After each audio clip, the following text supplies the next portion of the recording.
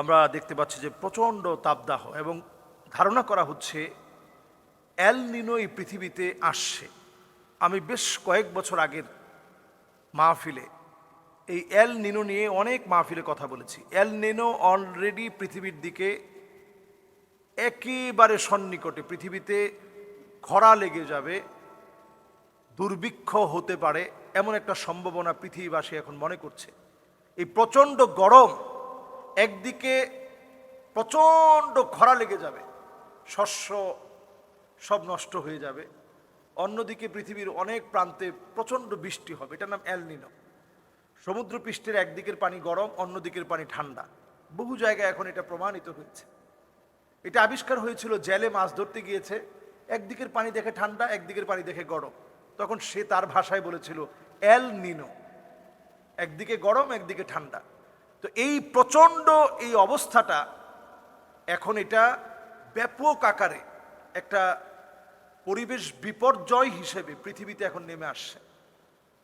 তো যদি এই প্রচণ্ডভাবে যদি নেমে আসে, এর আগে আমাদের কিছু করণীয় আমল আছে কিনা? আমাদের এক নম্বর করণীয় আমল হচ্ছে, যে কোনো বিপদ আসার সম্ভাবনা দেখলেই আল্লাহর কাছে বেশি থেকে বেশি তওবা করা। أَوَلَا يَرَوْنَ أَنَّهُمْ يُفْتَنُونَ فِي كُلِّ عَامٍ مَرَّةً أَوْ مَرَّتَيْنِ ثُمَّ لَا يَتُوبُونَ وَلَا هُمْ يَذَّكَّرُونَ। অনেক বেশি আল্লাহর দিকে তওবা করেন। এখন অনেকগুলো ভাইরাস, যেটা করোনার চাইতে ভয়াবহ ভাইরাস, ছড়িয়ে যাওয়ার আশঙ্কা করা হচ্ছে এই দুর্ভিক্ষের সময়। তো এগুলো থেকে যদি বাঁচতে হয়, আল্লাহর দিকে তওবা করতে হবে, ফিরে আসতে হবে। যেভাবে করোনাকালীন সময় আমরা মসজিদের দিকে তালা বন্ধ হওয়ার পরেও মানুষ সাদি গিয়ে নামাজ পড়ছে, এমনি আল্লাহ আযাব উঠায় নেয় নাই, খালি খালি আল্লাহ আযাব উঠায় নেয় নাই। সুতরাং এখনই সময় আল্লাহর কাছে আমরা কায়মানুবাক্যে, কাদার ভঙ্গিতে আল্লাহর কাছে আমরা ফিরে আসি। এই তাপের সময়ে একটু বৃষ্টি হওয়ার জন্য আল্লাহর কাছে দোয়া করি। তো বৃষ্টি হওয়ার জন্য কি দোয়া করবেন? আল্লাহুম্মা আগিসনা গাইসান মুগীসান মুরিআন নাফিআ। আল্লাহ উপকারী বৃষ্টি দেন। বৃষ্টি যদি আবার শিলা বৃষ্টি হয়, তাহলে এটার কারণেও কিন্তু খরা লাগবে, এটার কারণেও কিন্তু পৃথিবীতে দুর্ভিক্ষ দেখা যেতে পারে। একটা জায়গায় একটা অঞ্চল দুর্ভিক্ষ লেগে যেতে পারে, একটা অঞ্চলের ফসল নষ্ট হয়ে যেতে পারে প্রচণ্ড শিলা বৃষ্টি হয়ে।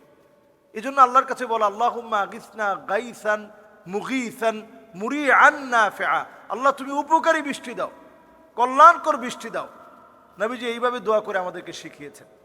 এই জন্য আমরা প্রচণ্ড তাপদাহের সময়ে এই ছোট্ট দোয়াটা আমরা মুখস্থ করে নিব। যদি আরবিতে না পারি, আমরা বাংলায় হলেও এই দোয়াটা মুখস্থ করে নিব। আসসালামু আলাইকুম ওয়া রাহমাতুল্লাহি ওয়া বারাকাতুহু।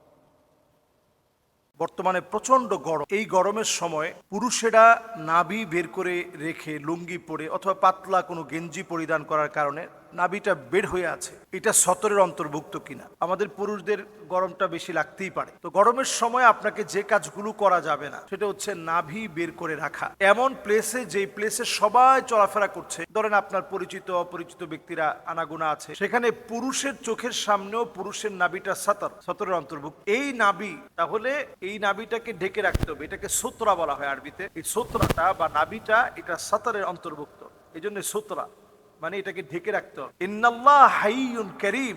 আল্লাহ তাআলা সবচেয়ে বেশি লজ্জাপান, কারণ আল্লাহ তাআলা সবচেয়ে বেশি লজ্জাশীল।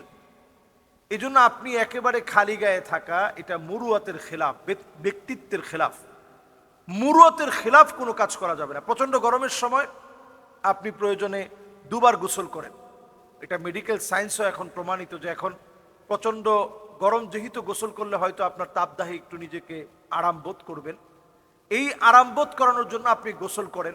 প্রয়োজনে ঘুমানোর সময় যেহেতু আপনি পার্সোনালভাবে ঘুমাচ্ছেন, সেই অবস্থায় আপনি একটা কাপড় রাখবেন, যেটা হয়তো দেহের উপর দিয়ে রেখেছেন, পরে যে কোনো সময় সরে গেলে ভিন্ন বিষয়। কিন্তু একেবারে উলঙ্গ অবস্থায় ঘুমানো অথবা একেবারে এমন শর্টকাট ড্রেসে ঘুমানো যে আপনার বাচ্চা কাচ্চাও সতরের অন্তর্ভুক্ত জায়গাগুলোতে তাকালে এটা তাদের জন্য এটা খুবই অনুচিত। যে আপনার ছোট ছোট বাচ্চাদের সামনে আপনি এমন কোনো পোশাক পরবেন অথবা নাভিটা বের করে রাখবেন, অথবা আপনি এখন দেখা যায় যে যারা খুবই বেশি ফ্যাশনেবল, তারা এরকম একটা হাফ প্যান্ট পরে ঘুমিয়ে থাকে। এগুলো সম্পূর্ণরূপে নাজায়েজ এবং হারাম, এবং প্রতিনিয়ত আপনি হারামের মধ্যে অন্তর্ভুক্ত হচ্ছেন, কারণ আপনি আপনার সতর ঢাকেন নাই।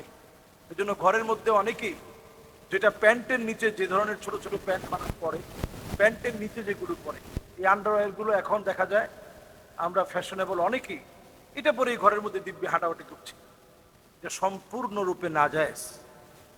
শুধুমাত্র স্ত্রীর সামনে একটা নির্দিষ্ট সময় ছাড়া অন্য কোনো সময়তেও আপনি এভাবে একেবারে উলঙ্গ অবস্থায় থাকবেন না। এটা আপনার ব্যক্তিত্ব নষ্ট করে দিবে।